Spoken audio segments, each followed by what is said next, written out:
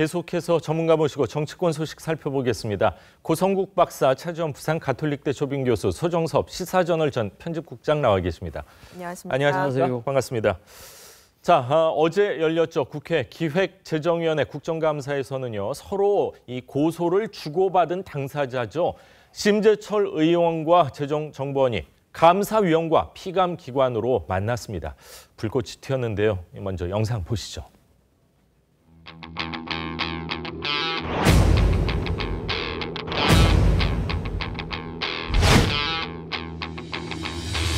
비밀도 아니었고 유출도 아니었습니다. 창피한 거 알아? 들어가 보지도 않았잖아요. 심재철 의원님. 얘기 들어보세요. 심재철 의원님. 일관성이 있어야 될 거 아니에요, 사람이. 사람이라니 말 조심해, 강병원. 그건 죄송합니다. 정말 참담함을 느낍니다. 우리가 이래 되겠습니까, 진짜?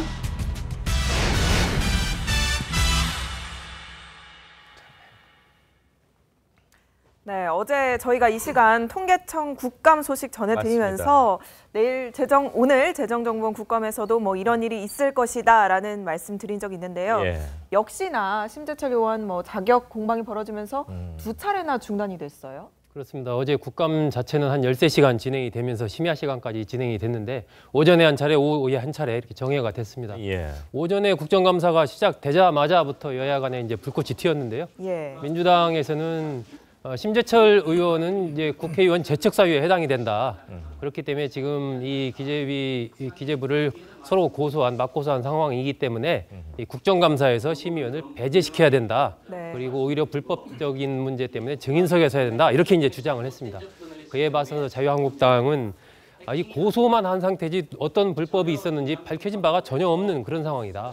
그렇기 때문에 이 국정감사라는 것은 국회의원의 고유의 권한이기 때문에 아무런 문제가 없다라고 이제 맞붙었습니다. 그러면서 한 차례 정회가 됐고 오후에도 비슷한 논란이 일면서 서로 여야 의원들이 삿대질과 고성을 주고받는 사태까지 벌어졌고요. 그러다 보니까 정성호 위원장이 국감을 계속 진행하기가 좀 어렵다. 그래서 이제 정회를 선포하기도 했습니다. 네. 기재위 국감 이렇게 연일 심재철 의원 논란으로 아주 얼룩이 지고 있습니다. 맞습니다. 여야 간 주장 직접 들어보시죠. 서로를 맞고소한 상태입니다. 오늘 국감 자리 자체가 불법의 논란이 될 수 있는 상황에서 심재철 의원의 감사를 당장 중지시켜야 한다고 생각합니다. 심재철 의원님은 빠져야 됩니다. 비밀 몇 급입니까 이거는? 비밀 1급입니까? 2급 비밀입니까? 3급 비밀입니까? 예, 의원님 비밀이 몇 급인지도 모르고 그런 말씀을 하지 마시고요. 감사위원이 돼야 되는 게 아니라 지금은 심재철 의원님은 증인석에 서야 합니다. 고소인을 감사한다는 게 이게 상식적으로 가능한 일입니까? 마치 청와대와 기획재정부의 대변인이 이 자리에 앉아있는 듯한 착각이 들었습니다. 국정감사는 헌법과 국회법에 따라서 서로 존중하면서 이렇게 하시고요. 네. 자, 의원님들 들어보세요. 의원님들 들어보세요. 좀 많은 시간 자제해 아니니까 주시고요. 있다고 계세요. 예. 정말 참담함을 느낍니다. 피감기관 이렇게 다 와 있는데 피감기관 감사를 해야 되지 않습니까? 국민들 앞에서 삿대질하고 이래 되겠습니까? 좀 열기를 좀 가라앉히기 위해서 잠시만 정회를 하도록 하겠습니다. 감사 중지를 선포합니다. 네, 국감장이 고성과 삿대질 조용히 해라, 발언 시간 아니지 않냐 이런 얘기 파행 치닫고 있는데 어제 기재위 국정감사 좀 짧게 좀 한 말씀 해주시죠. 본말이 완전히 전도된 현장이었다고 생각합니다. 예. 원래 이 사건은 두 가지 성격이 있잖아요. 심재철 의원의 자료 획득 과정에서의 불법성이 있었는가. 예. 이거는 지금 검찰에서 수사 중입니다. 국감장에서는 또 다른 축, 예. 그러니까 클린 카드, 그러니까 다시 말해서 국민의 세금이 적법하게 쓰였는가를 내용적으로 감사하는 자리예요. 예. 그런데 여당이 심재철 의원의 자격 시비를 제기하면서 결과적으로 중단이 두 차례나 됐고 제대로 내용적 감사가 이루어지지 못했어요. 그러니까 정부 여당 입장에서는 이렇게라도 해서 그 사건의 본체에 해당되는 이 국민 세금이 제대로 쓰였는지 또는 적절하지 않게 쓰였는지라고 하는 내용 자체를 이 국감을 통해서 밝히는 것을 저지하는 데는 성공했을지 모르겠는데 그러나 과연 저런 방식으로 해서 이 국민들이 정작 정말 궁금해하는 이 크림카드가 적법하게 쓰였는지 여부는 결국은 이 국감을 통해서도 밝혀지지 않는다면 앞으로의 또 다른 정치 과정을 통해서 이 문제는 계속 남게 되는 거거든요. 그 점에서 저는 이 국감이 저렇게 파행적으로 진행된 것 자체가 매우 심각한 일이다. 저는 그렇게 생각합니다. 네. 예, 저도 상당히 좀 보기가 딱했습니다. 사실 뭐 국회가 뭐 때문에 존재합니까? 사실 국민의 대기관으로서 이 행정부를 견제하고 감시하는 역할을 하라는 것 아니겠습니까? 그렇다고 한다면 그 감시 견제의 가장 강력한 수단이 어떻게 보면 국정감사장일 수 있는데 그 국정감사장에서는 사실 어떻게 보면 여야의 진영 논리 이런 걸 좀 벗어나야 되거든요.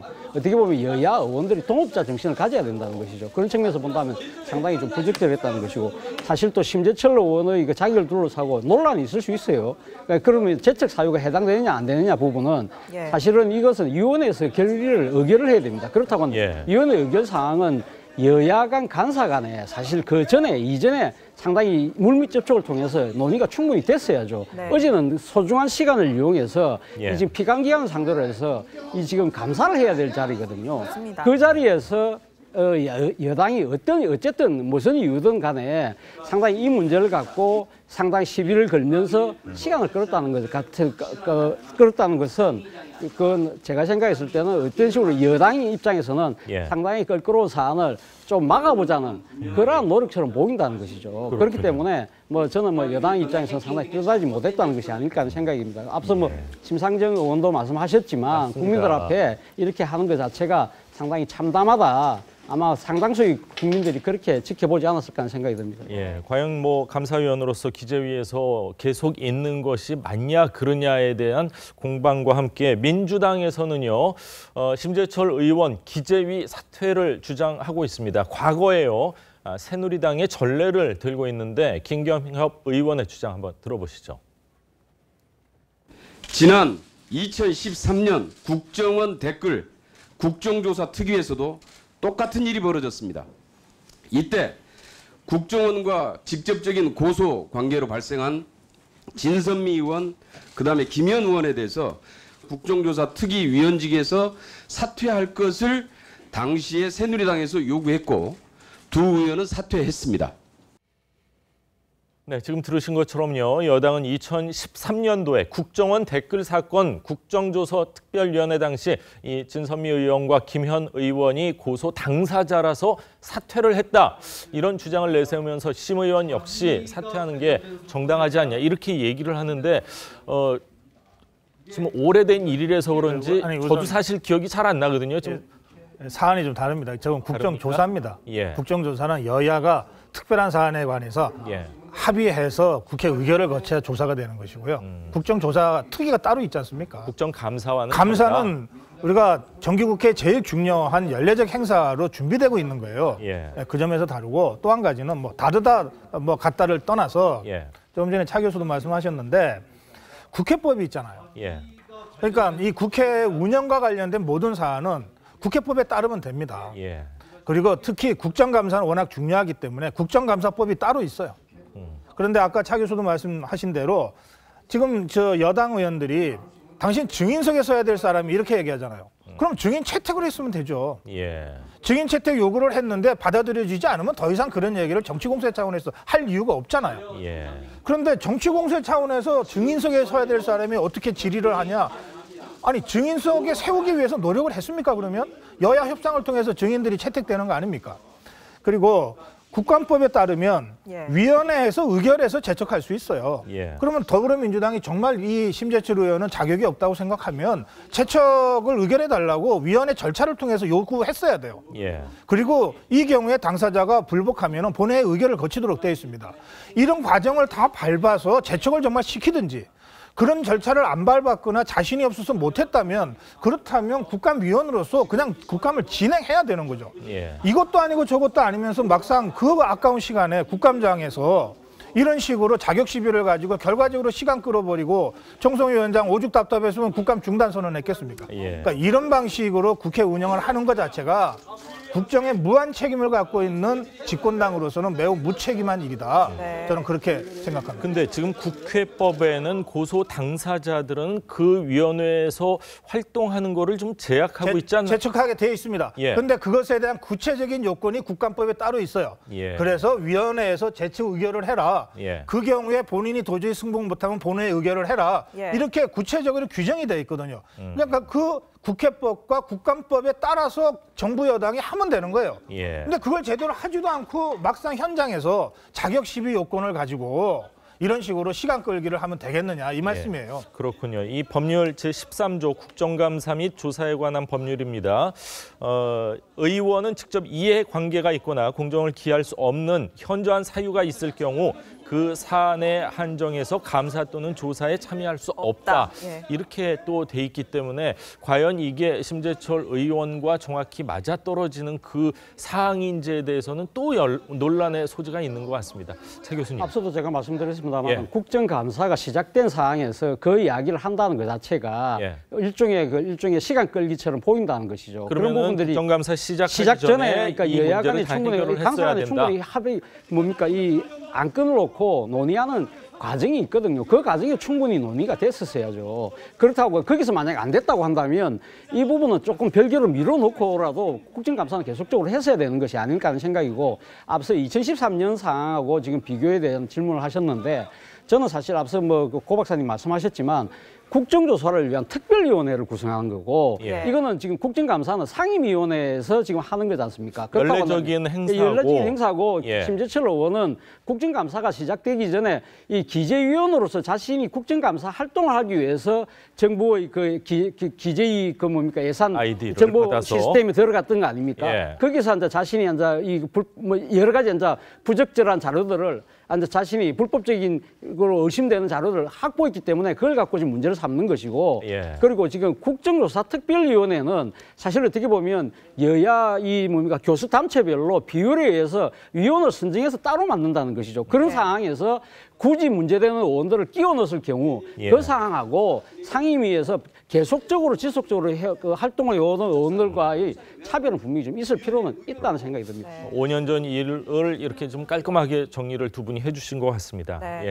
또 다른 국감장으로 가보겠습니다. 이렇게 고성이 오고 간 기획재정위와는 다르게 다소 화기애애한 분위기, 좀 색다른 모습이 연출된 그런 국감장도 있었는데요. 어디였을까요? 영상으로 보시죠. 너무 커. 손녀가 내려왔네.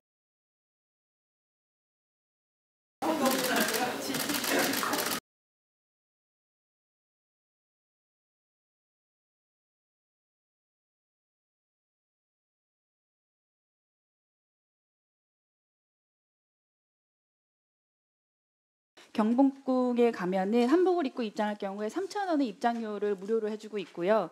새로운 가치를 창출할 수 있는 한복 문화가 될 수 있도록 좀 지켜주시고요. 근데 무엇보다도 김수민 의원님이 오늘 압권입니다.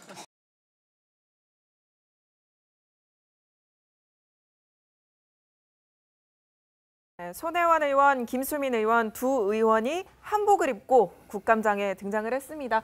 저희가 사실 요즘에는 명절이나 이럴 때나 한복을 입는데 색다른 모습인 것 같아요. 요즘에 경복궁이나 전주 한옥마을 부근에 가면 한복 입은 사람들이 넘쳐납니다. 어제 이제 안민석 위원장이 국정감사를 시작하기 전에 문체위원들한테 이번에 이제 문화재청 국감이 있는데 좀 문화적 상상력이 있는 그런 복장들을 좀 하고 오는 게 좋겠다 이렇게 얘기를 했습니다, 사전에. 그러면서 정작 본인은 또 양복을 입고 왔는데 김수민 의원과 손혜원 의원이 이제 한복을 입고 오면서 이른바 3만 원의 대박을 쳤다 이런 표현이 지금 나옵니다. 김수민 의원이 경복궁 근처에 이제 한옥 빌려주는 데에서 3만 원 주고 아까 그 한복을 입고 나와서 지금 경복궁 같은 경우에 입장료를 받지만 한복을 입고 오면 이제 무료로 입장을 할 수가 있는데 그렇습니까? 그 무료 입장에 개량의 한복, 퓨전 한복은 해당이 안 되는 걸로 일부 지자체에서 이제 그렇게 바꾸니까 지금 한복에 대한 여론 같은 게 좋아지고 있는 상황인데 이건 너무 규제를 하는 것 같다, 좀 잘못돼 있다. 개량 한복을 입고 와도 무료로 입장할 수 있도록 하는 것이 맞지 않느냐 예. 이제 그러한 질의를 했고 저런 부분들이 이제 미디어의 조명을 받으면서 포털뉴스 메인을 뭐 어제 하루 종일 장식을 했거든요. 예. 그러다 보니까 안민석 문체위원장이 김수민 의원, 그 손혜원 의원 덕택에 우리 문체위 국감이 아주 대주목을 받았다라면서 굉장히 또 칭찬을 하는 그런 일이 또 벌어지기도 했습니다. 그렇군요. 이 한복 패션, 뭐 전통이건 뭐 개량이건 화제성 면에서 또 언론의 이 관심을 끌었다는 면에서는 뭐 100점을 줘도 부족하지 않을 것 같은데 공교롭게도요.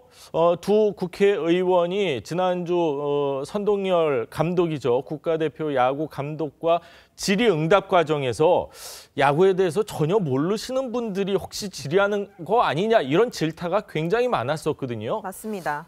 그게 이제 좀 플러스 마이너스 해서 이제 본전이 되셨을까요? 어제 잘 하셔서요. 어떻게 보시는지요? 뭐 제가 먼저 말씀드리자면 어제 그 이 네티즌들 반응이 상당히 좋더라고요. 뭐 예. 국감장에 나타난 농계다 뭐 그런 이야기도 있고 한복처럼 다 나오고 바른 국감이 되길 바란다 뭐 그런 뜻도 있습니다만 저는 어쨌든 그 어제 상황은 상당히 좀 좋아 보이는데 지금 저 화면에 오고 있듯이 선동열 감독을 불러서 사실 어떻게 보면 야구 문외한에 가까운 그런 질문을 퍼부은 데 대해서는 상당히 국민들이 따가운 질책이 쏟아졌던 거 아니겠습니까? 예. 저는 어쨌든 그러니까 지금 이 그 국정감사장에서 이렇게 유명인사를 불러내고 또 뭔가 튀는 행동을 하려고 하는 것 자체는 제가 생각해도 우리나라 이 국정감사가 갖고 있는 문제점에서 비롯된 것이 아닐까 하는 생각입니다. 예. 사실 우리나라 국정감사 1년에 딱 한 번 합니다. 그렇죠. 그 기간이 20일밖에 안 돼요. 예. 피감 기간은 엄청나게 많습니다. 맞습니다. 그러다 보니까 의원들은 이 짧은 시간 안에 관련 보도는 또 수없이 쏟아져요. 그렇다면 자신의 존재감을 드러내기 위해서 뭔가를 무리한 그 행동을 할 수밖에 없는 그런 상황이 내몰려오고 있다는 것이죠. 그렇다면 대안은 무엇이냐? 그럼 계속적으로 놓은 이야기긴 하지만 뭐 상시국감이 필요하다는 맞습니다. 겁니다. 예. 위원회별로 자신들이 이 일정을 조절해서 상시국감을 병행을 하고 한다면 예. 아마 의원들 입장에서 이렇게 한 건 해야 되겠다는 보여주기식 국감을 좀 지향하는 그런 모습이 나타나지 않을까요? 10월 정도에는 뭐 종합국감 해가지고 전체적으로 하더라도 1년 내내 한다고 하면은 사실 행정부를 견제하는 측면에서는 훨씬 더 효율적이고 효과적이지 않을까 하는 생각도 듭니다. 당연하죠. 예. 상시 국감이 이루어지면 예. 뭐 저런 식의 보여주기 국감은 하라 그래도 안 할 거예요. 예. 뭐 네티즌들의 반응이 매우 좋았다 그러는데 저는 그러나 뭐 이렇게 좋게만 보기 어렵습니다. 네. 우선 저 개량 한복에 대해서는 입장료를 면제하기 어렵다고 하는 입장은 종로구청에서 갖고 있어요. 예. 근데 문화재청장을 불러서 저런 얘기를 하는 것이 과연 이게 제대로 된 국감인지 잘 모르겠고요. 실제로 제가 경복궁이나 북촌마을 쪽을 자주 이제 갈 일이 있는데요. 예. 가면 정말 외국인들이 한복을 입고 다니는 모습을 보면 우선 기분이 나쁘진 않아요. 예. 그런데 그 눈살 찌푸려지는 장면들도 적지 않습니다. 특히 뭐 저 운동화나 막 이런 것을 신은 상태에서 막 뛰어다니고 이런 모습을 보면요. 예. 아이고 우리 한복의 아주 기본이 이 단함과 이런 품이야 이런 건데 그냥 정말 일종의 그 일회용 쇼처럼 이렇게 소모되는 것 같아서 눈살이 찌푸려집니다. 예. 실제로 저 개인이 아니라 바로 그런 문제의식 때문에 뭔가 한복을 입는 것은 좋은데 또 한복을 홍보하고 입히는 것은 좋은데 예. 어느 정도의 좀 기준은 있어야 되지 않냐. 이런 문제 제기가 그동안 있었고 그 문제 제기를 종로구청에서 검토하고 있는 거거든요. 예. 그렇다면 저 국감장에서 국회의원들이 한복 입은 것 갖고서 지금 뉴스를 만들 게 아니라 정말로 한복의 세계화를 위해서 또 지금 많이 성행하고 있는 이런 한복을 이 임대하는 부분과 관련해서 혹시 개량할 점은 없는가, 예. 개선할 점은 없는가 이런 것을 가지고 전문가들이 토론을 해야 될 이슈를 무슨 여성 의원 두 사람이 한복 입은 걸 갖고 선녀가 내려왔네 이러면서 뉴스를 만들어내면 저런 거야말로 전형적으로 보여주기 국감 아닙니까? 예. 저는 왜 네티즌들이 뭐 이렇게 열광적인 반응을 보였는지 제가 이해할 수 없습니다만 제 눈에는 그렇게 좋아 보이지 않습니다. 그렇군요. 뭐 국적불명의 한복이 굉장히 많이 있다 지적이 있는가 하면은 그건 역시 우리의 또 한복으로 또 받아들여야 되지 않겠느냐 이런 또 의견이 그러니까 뜨거운 논란이 있는 거거든요. 그렇다면 예. 그 논란을 소화시키는 국감이 돼야죠. 그렇군요. 자, 다음 이야기를 좀 하겠습니다. 이 서울시 산하요, 서울교통공사가요, 정규직으로 전환한 직원 가운데 108명 이상, 108명이 그 직원의 친인척으로 드러났습니다. 야당은 조직적 고용세습 비리라며 국정조사를 추진하겠다고 했고 취업준비생은 소송도 냈습니다. 보도에 박소영 기자입니다. 서울교통공사가 지난 3월 1일 계약직에서 정규직으로 바꾼 1,285명 가운데 108명은 공사 직원의 친인척이었습니다. 직원 자녀가 31명으로 가장 많았고 형제 남매 22명, 배우자 12명 순입니다. 이 방식이 정말 교묘하기 짝이 없습니다. 정규직 전환이 대대적인 정규직 전환이 예고되자 일단 임시직으로 친인척을 뽑아놓고 정규직 전환으로 동원하게 된 겁니다. 협상 과정에서 노조 간부가 폭력을 행사한 정황도 공개됐습니다. 조선일보는 지난해 12월 말 노조 간부가 공사 측 교섭위원회 멱살을 잡고 눕혀 목을 조른 영상을 입수해 사진으로 공개했습니다. 고용세습 논란에 안팎에서 반발 움직임도 일고 있습니다. 정규직 직원 일부는 기본권이 침해됐다며 헌법 소원을 냈고 공채에 응시했다 탈락한 취업준비생 110명은 행정소송을 냈습니다. 공사 측은 문제가 없다는 입장입니다. 무기계약직 채용 시에 외부 전문가를 통한 면접 같은 방법도 있었고요. 일단 적합한 절차를 통해서 입사를 하신 분들입니다. 야당은 서울시도 불법 소지와 폭력 행위를 묵인 방조했다며 감사원 전면 감사를 촉구했습니다. 중앙정부와 서울시, 노조가 합작한 권력형 비리라며 국정조사 추진 방침도 밝혔습니다. TV조선 박소영입니다. 네, 직장을 찾고 있는 취업 준비생들 입장에서는 정말 속이 터질 만한 그런 뉴스가 아닐까 생각이 되는데 야당은 이번 논란을 신종 고용세습으로 규정하고 국정조사를 추진할 것으로 알려져 있습니다. 김병준 한국당 비대위원장의 목소리 직접 한번 들어보시죠. 고용세습 비리 문제는 일종의 권력형 비리입니다. 정권 차원의 잘못된 정규직 전환 정책도 원인이 되고 그러니까 서울시의 묵인과 방조도 큰 문제고 이것이야말로 가장 먼저 청산되어야 할 적폐 중의 적폐입니다. 자, 같은 회사의 아들, 딸뿐만이 아니라 형제, 남매, 삼촌, 배우자, 직원의 부모, 며느리, 형수, 제부, 매부 108명이 이렇게 동시에 정규직으로 전환이 됐습니다. 그렇습니다. 이 서울교통공사는 이제 지하철 1호선에서 8호선까지 운영하는 이제 운영사거든요. 예. 지난 3월 1일 날 무기계약직으로 있던 1,285명을 이제 정규직으로 전환을 했습니다. 그 1,285명 중에 이제 108명, 8.4%인데요. 이 8.4%에 해당하는 108명이 직원들의 가족이거나 친인척인 것으로 이렇게 밝혀진 겁니다. 예. 뭐 가장 많은 게 이제 자녀가 31명으로 가장 많았고요. 그리고 뭐 형제, 자매, 부모, 배우자, 뭐 사촌, 오촌, 며느리, 육촌, 뭐 다양했습니다. 매부도 있고요. 예, 그렇습니다.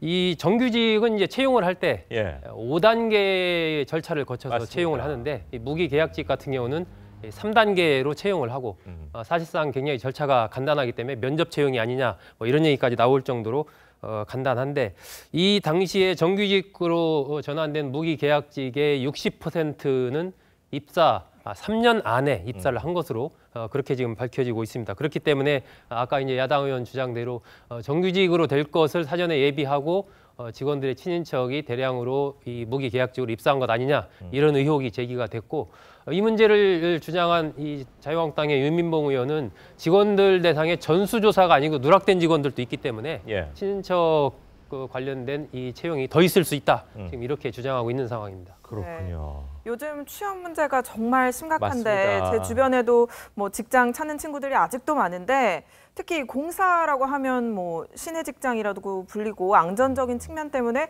굉장히 많은 분들이 가고 싶어하는 회사거든요. 예, 맞습니다. 반면에 이번 논란에 서울교통공사 측 입장은 과연 어떤지 공사 관계자 목소리 들어보시죠. 무기계약직 채용 시에 외부 전문가를 통한 면접 같은 방법도 있었고요. 일단 적합한 절차를 통해서 입사를 하신 분들입니다. 그래서 뭐 신고용세습이다, 뭐 채용 비리다라는 거는 맞지 않는 것 같습니다.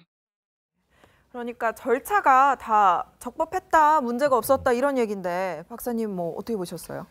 문재인 정부 들어서 저런 형태의 취업 알선 이 청탁 이런 것들이 있었는지를 전 공기업에 대한 전수조사를 통해서 수개월간에 걸쳐서 조사가 있었고 또 그 과정에서 문제가 된 사람들의 사법 처리가 있었습니다. 맞습니다.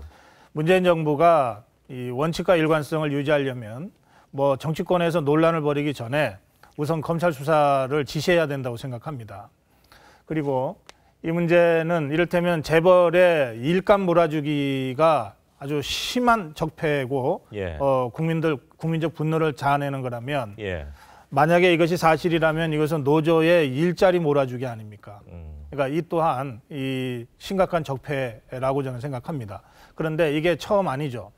그 전까지도 노조와 사측 간에 이명 계약을 통해서 이 고용 세습 얘기들이 있었다고 하는 의혹들이 여러 번 제기된 바가 있습니다. 뭐 금속노조 같은 데서 그런 기사가 그렇죠. 많이 대기업들의 기억이 경우가 납니다. 예. 그랬다고 하는 보도들을 기억하실 거예요. 예. 근데 이 경우에는 그것은 민간에서 있었던 일인데 그것조차도 국민적으로 납득하기 어려운데 예. 이 경우에는 세금으로 운영하는 공사에서 이런 일이 벌어지고 있는 것 아닙니까? 예. 그래서 저는 정부의 사법 이 수사가 우선 이루어져야 되겠다. 그리고 동시에 한국당에서 국정조사 추진하겠다 그러니까 국정조사는 청문을 겸해서 하지 않습니까? 예. 이것은 그야말로 국민들이 지켜보는 가운데 공개적으로 이 사실관계를 확인할 필요가 있다. 그리고 이걸 하기 위한 최소한의 절차로서 유민병 의원이 제기하고 있는 전수조사는 우선적으로 이루어져야 되겠다. 예. 그렇게 말씀드립니다. 그렇군요. 구의역 사고 이후에 사실은 이제 무기계약직이 정기적으로 옮기게 됐는데 작년 연말입니다. 12월 31일 날 노조 간부가 이제 경영 측 위원을 뭐 폭행을 했다고 해야 될까요? 이제 사진으로만 봐서는 그렇게 보여지는데 그런 게 또 이런 그 정규직으로 전환되는데 어떤 영향을 미쳤다고 보는 건 너무 억측일까요? 모르겠습니다. 그 사건의 진상은 뭐 그것은 좀 더 규명을 해봐야 되겠습니다만 충분한 그 개연성은 있겠다는 생각이 듭니다. 그런데 저는 앞서 말씀하신 것처럼 그 구의역에서 그 외주 업체 직원 21살 청년이 맞습니다. 상당히 안타깝게 죽었지 않습니까? 맞습니다. 바로 그 때문에 고용을 질을 높이자 그래서 정규직 전환이 추진됐는데 이것을 만약에 악용했다고 한다면 정말 문제가 심각한 것이죠. 그리고 무엇보다도 앞서 우리 앵커께서 말씀하셨지만 지금 취업 준비 생들이 치열한 전쟁 속에 지금 임하고 있는 거 아닙니까? 그런 상황에서 이런 식으로 그러니까 뭐 자기 아는 친인척이 근무했다고 해서 그걸 쉽게 해서 들어간다고 한다면 그 상대적 박탈감이 얼마나 크겠습니까? 바로 그 때문에 현대판 음세제라는 이야기가 나오거든요. 만약에 현대판 음세제가 맞다고 한다면 그것은 문재인 정부가 추구하고자 하는 일종의 공정경제하고 맞지 않는 거 아니겠습니까? 그렇다고 한다면 아까 고 박사님 말씀처럼 이 부분에 대해서는 진짜 바로 검찰 수사 바로 지시할 필요도 있고 여야가 이것은 정쟁 차원을 떠나서 저는 이 바로 손을 맞잡고 이 국정조사 할 필요가 있다. 그러나 다만 어제 한국당에서 이 사건을 뭐라고 규정했냐면 권력형 채용 비리라고 한 부분은 저는 조금 지나친 측면이 있다는 생각이 듭니다. 물론 진상을 규명을 해올 필요가 있지만 마치 권력형 비리라고 한다면 그럼 중앙정부하고 서울시하고 그럼 공사하고 다 짜고 그럼 이런 식으로 그럼 세속 고용하자고 한 것처럼 삐친다는 것이죠. 저는 이런 부분들은 물론 앞으로 좀 더 진상조사는 필요하지만 그러나 문재인 정부가 비정규직을 정규직으로 전환하는 과정에서 무리수를 하고 있다고 비판할 수는 있을지 몰라도 채용 비리 자체가 이것이 권력형 게이트라고 이야기하면 마치 중앙정부가 처음부터 짜고 다 한 것처럼 비칠 수 있다는 것이죠. 저는 이런 식의 정치적인 공세 자체가 사건의 진상을 규명하는 데 오히려 방해 요소가 된다. 우리 말에 이런 말이 있습니다. 소 잡는데 닭 잡는 칼 쓰지 말라고 그랬거든요. 저는 이런 식의 정치 과잉은 조금 자제할 필요가 있지 않나 생각됩니다. 그렇군요. 서울교통공사 같은 경우는 평균 연봉이 6,791만 원이고요. 운수 수익 예산의 66.7%를 인건비로 사용하고 있는데 이런 일이 또 벌어진 것 같습니다. 자, 오늘 세 분 말씀은 여기까지 듣겠습니다. 감사합니다.